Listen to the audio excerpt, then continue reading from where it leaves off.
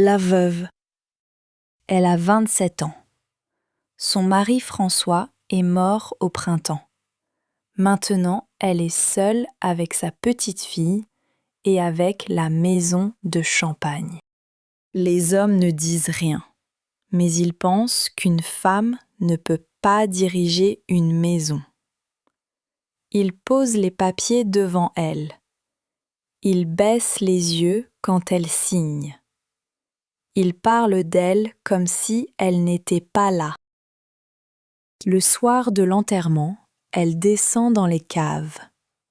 Sous la ville de Reims, il y a des caves de craie blanche. L'air y est froid toute l'année. Là, il y a des milliers de bouteilles. Le vin a fait ses bulles, mais il y a un problème. Un dépôt gris flotte dans chaque bouteille. Le champagne n'est pas clair. Personne ne veut acheter un vin trouble. Tout le monde connaît ce problème. Tout le monde l'accepte. Mais elle, non. C'est la guerre. Les routes sont fermées. Ces bouteilles restent dans les caves.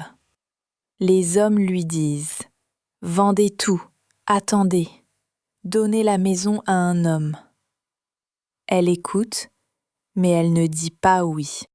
Elle a une idée. Le dépôt n'est pas un défaut. C'est une question de patience.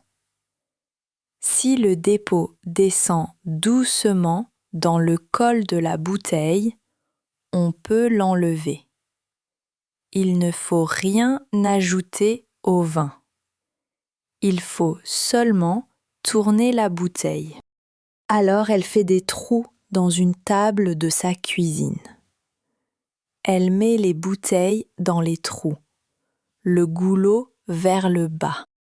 Chaque jour, on tourne les bouteilles, un peu plus bas. Le dépôt descend lentement vers le bouchon. Cela prend des semaines. Puis un homme ouvre la bouteille très vite. La pression pousse le dépôt dehors. Il referme la bouteille tout de suite. Le champagne reste dans la bouteille et il est clair. Elle lève une bouteille vers la lampe.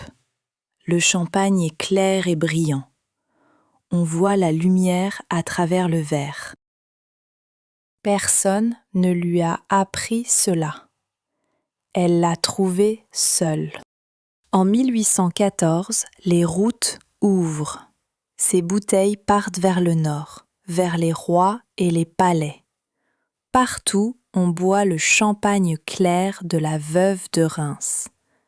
Mais on ne sait pas que c'est une femme qui l'a rendu transparent. Elle, dans ses caves de craie, elle le sait.